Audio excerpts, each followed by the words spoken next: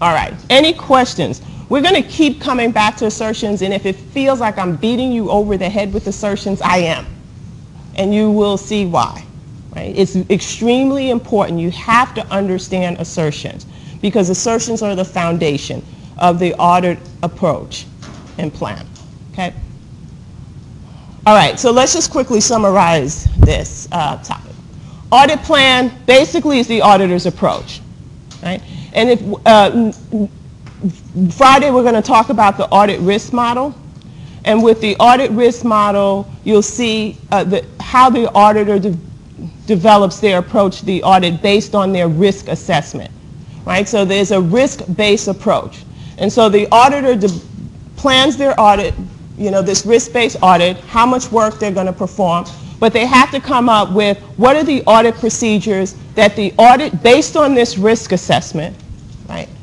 What are the audit procedures that the audit team performs to gather sufficient, appropriate evidence, right? In order for them to form an opinion on the financial statements. That's the audit plan in detail. And so in the audit plan, the auditor will describe the procedures that they're going to perform for each cycle. So you'll see, when you go out, if any of you have done internships or you will do internships, you'll see that they have audit procedures, an audit program. And that lays out the auditor's program. And then the auditor also has to determine, well, what's the nature, timing, and extent of my audit procedures? So for example, if the client has very effective internal controls and the auditor determines we're going to rely on internal controls, we're going to test internal controls to ensure that they're working as we expect them to be. So we might, if the client has a really good environment and system, the auditor will probably go in and test internal controls during interim testing.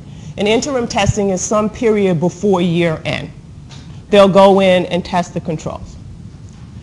But that's only going to happen if they feel like they can rely on internal controls. And if they then determine, okay, we've tested the controls are operating as we expect them to operate, we can rely on them, that's going to change the nature of the testing that they do.